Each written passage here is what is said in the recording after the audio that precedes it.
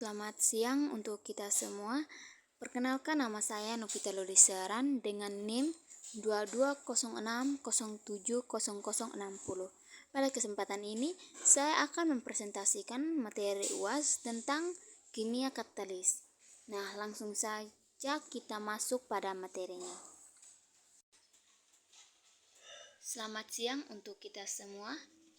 Perkenalkan, nama saya Novita Lodisaran dengan NIM 2206070060.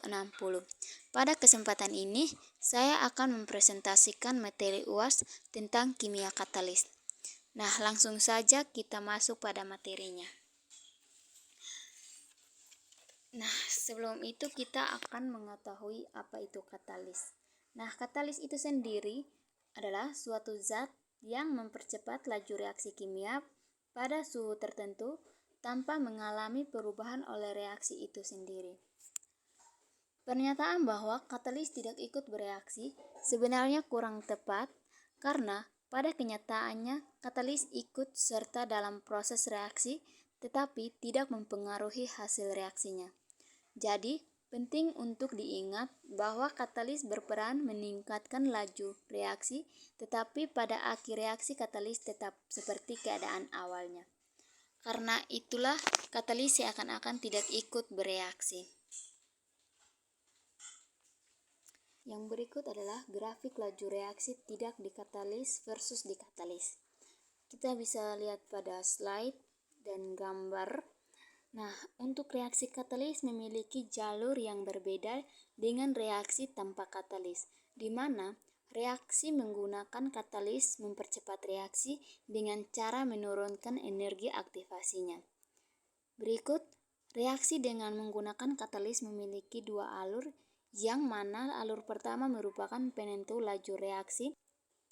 Nah, aspek penting dari jalur katalis adalah bahwa ia tidak boleh melewati minimum energi yang lebih rendah dari energi produk.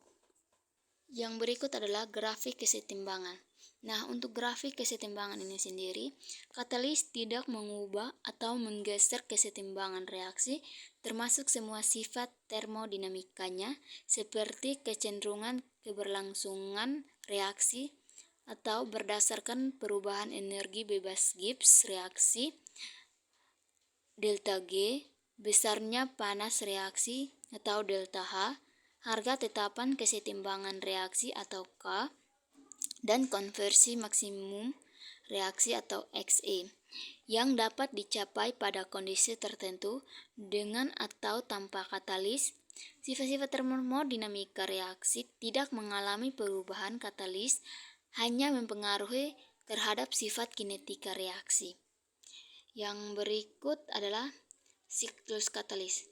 Nah, jalur reaksi yang dikatalis biasanya diwakili oleh siklus katalik, di mana siklus katalik terdiri dari serangkaian reaksi stoikiometrik atau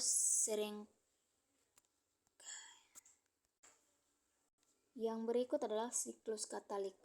Nah, untuk jalur reaksi yang dikatalisis biasanya diwakili oleh siklus katalik.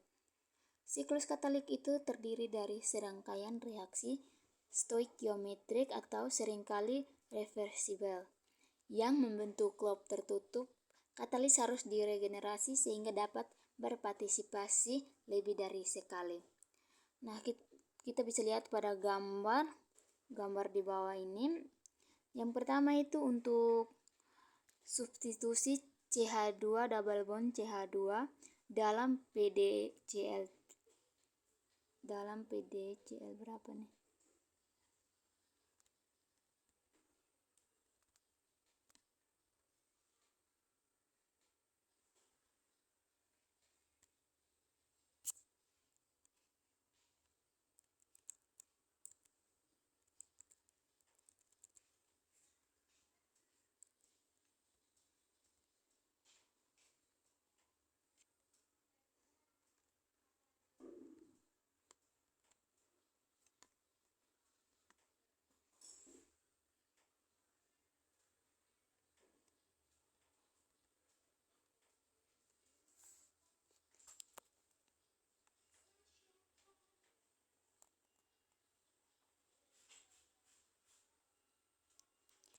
Yang berikut adalah siklus katalitik. Nah, untuk jalur reaksi yang dikatalisis biasanya diwakili oleh siklus katalitik.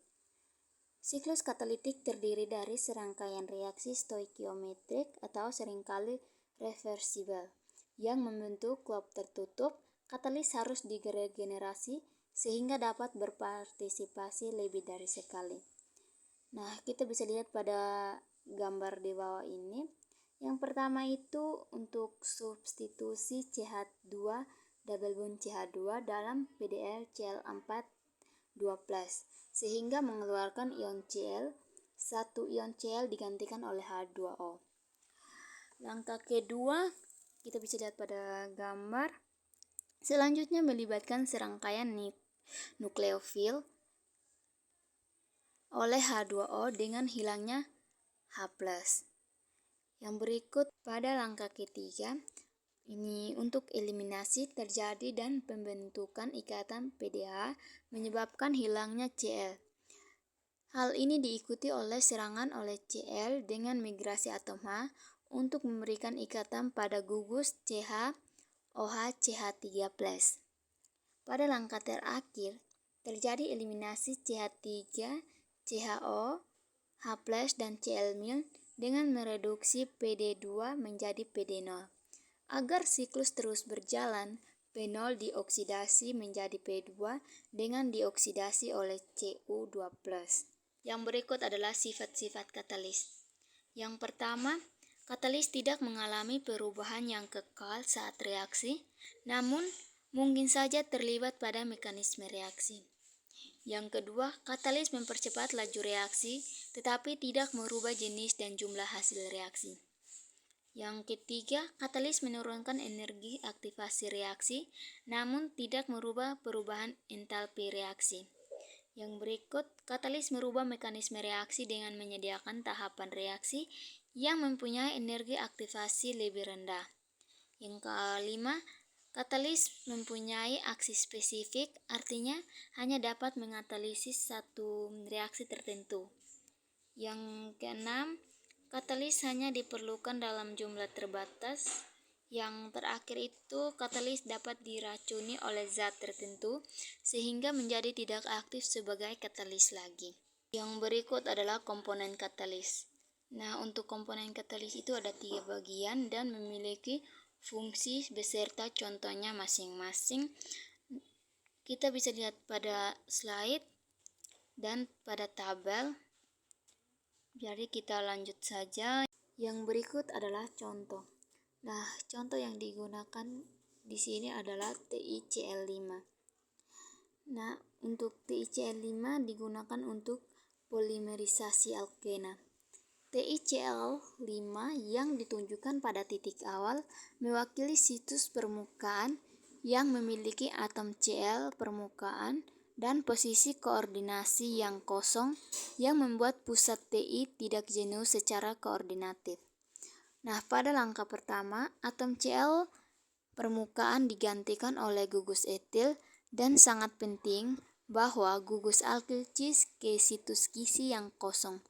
Koordinasi alkena kemudian terjadi diikuti oleh migrasi alkil dan untuk pengulangan 2 langkah terakhir ini menghasilkan pertumbuhan polimer. Nah, untuk contoh ini sisi aktifnya adalah TiCl5 dan untuk supportnya itu Et3Al.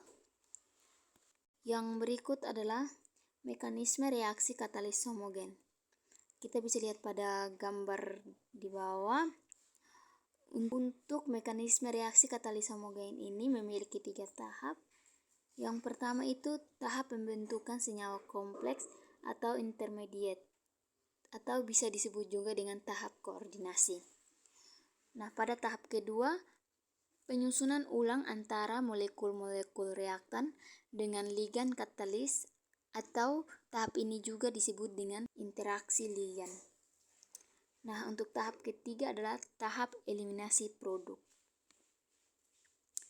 Nah, untuk tahap ketiga adalah tahap eliminasi produk reaksi. Baik, kita lanjut. Untuk mekanisme reaksi katalis heterogen ini juga memiliki 3 tahap. Yang pertama itu adsorpsi reaktan pada permukaan katalis.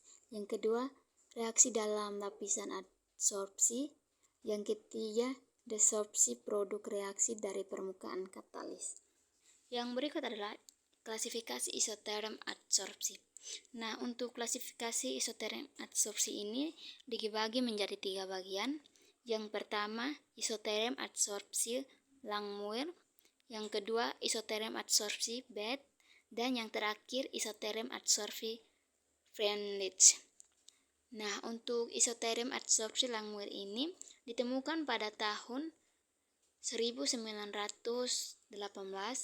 Langmuir menurunkan teori isoterm adsorpsi dengan menggunakan model sederhana berupa padatan yang mengadsorpsi gas pada permukaannya. Yang kedua, isoterm adsorpsi Bethe. Nah, untuk teori ini menganggap bahwa adsorpsi juga dapat terjadi di atas lapisan adsorbat monolayer, sehingga isoterm adsorpsi Bethe dapat diaplikasikan untuk adsorpsi multilayer. Yang terakhir, isoterm adsorpsi Freundlich.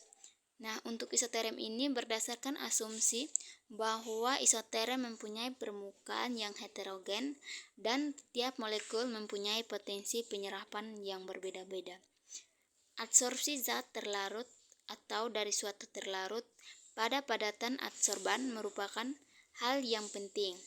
Aplikasi penggunaan prinsip ini antara lain penghilangan warna larutan atau decolorizing dengan menggunakan batu apung atau charcoal dan proses pemisahan dengan menggunakan teknik kromatografi.